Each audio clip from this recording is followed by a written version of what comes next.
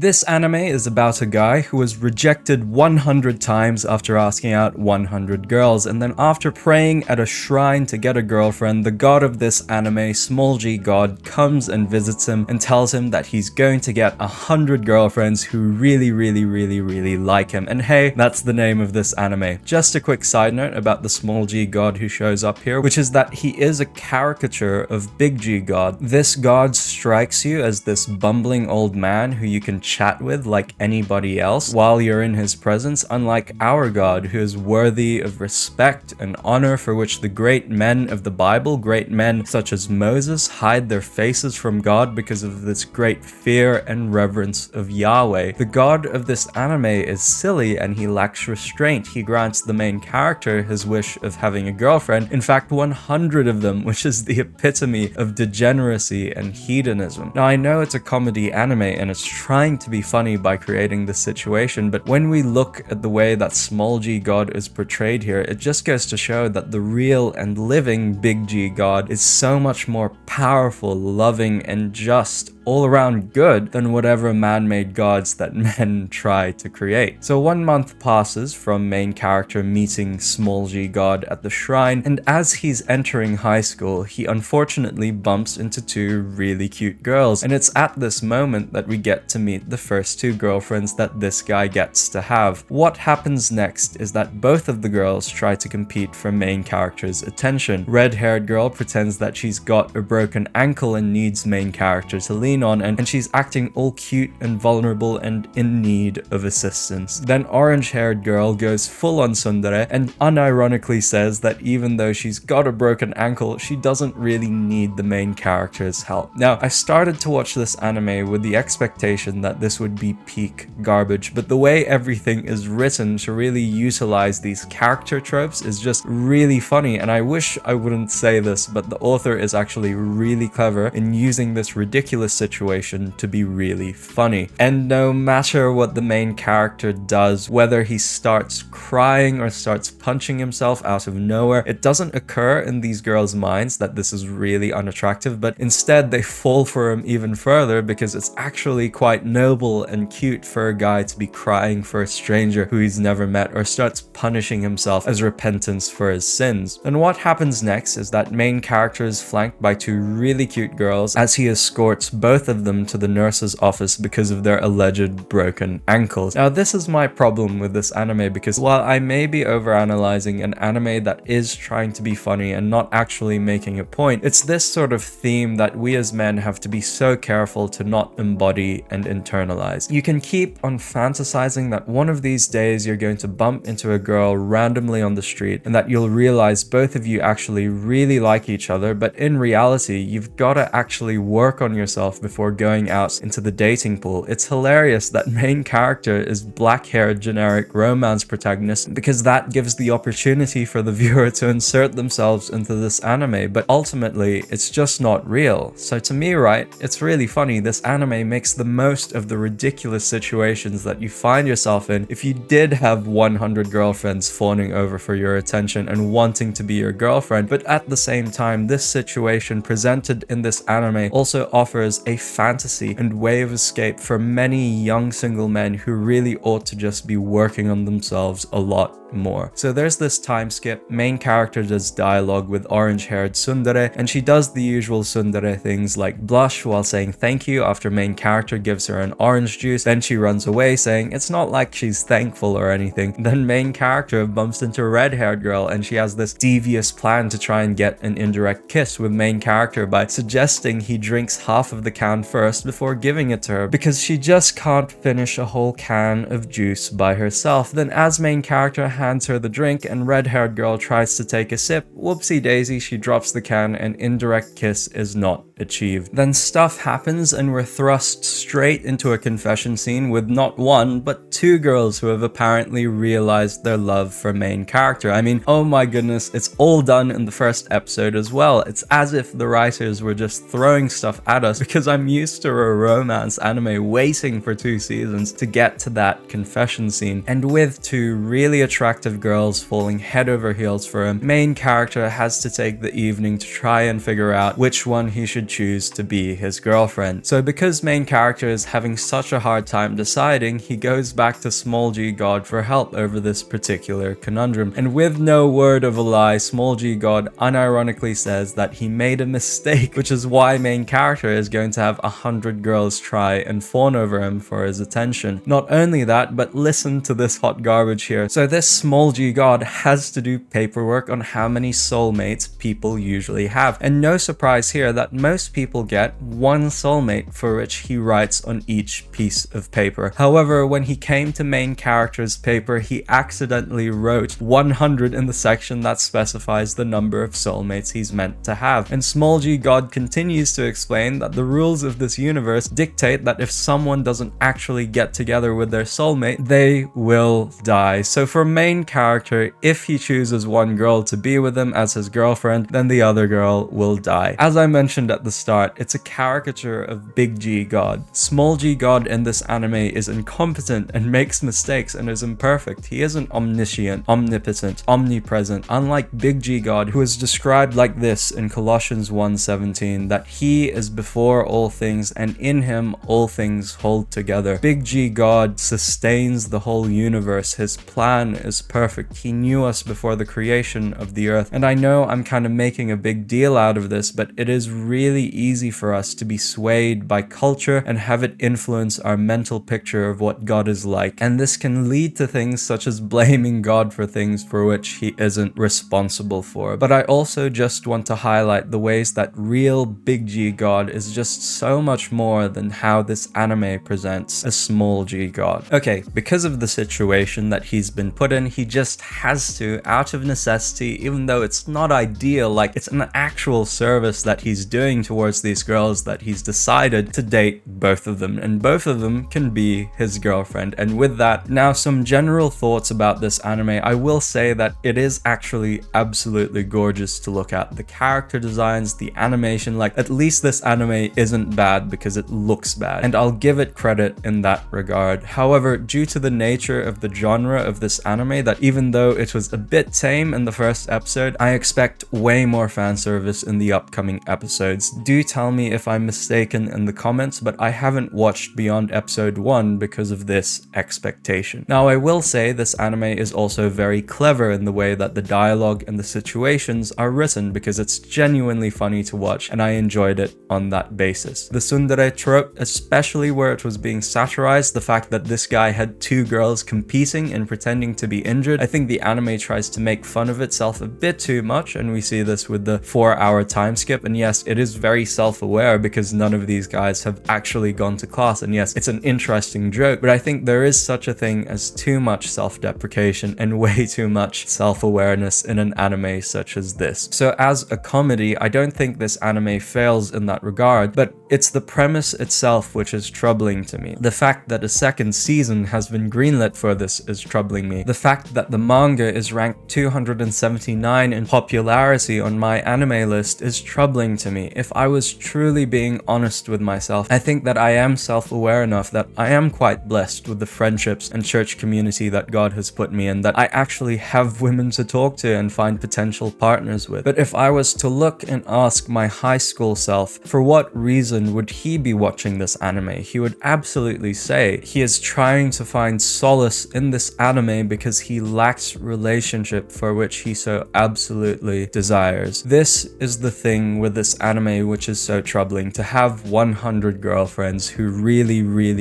like you is a fantasy that I know young single men are falling into, because I used to be that guy. This anime troubles me because it attempts to provide young men who are so desperate for someone, for something beyond them, and it won't provide that for them. It's merely providing a fantasy for which they'll be lulled into. It troubles me that young men are looking for peace, solace, and love in a place that won't provide that for them, when instead they should be looking to a God who freely provides and is overflowing with grace and mercy. Everyone who drinks of this water shall thirst again, the water of fantasies that cannot fully provide for your need, but whoever drinks of the water that Jesus shall give him shall never thirst, but the water that Jesus shall give him shall become in him a well of water springing up to eternal life. If you are a Christian though and wanting to watch some actual good anime which is appropriate for Christians to watch, then this video here is just for you.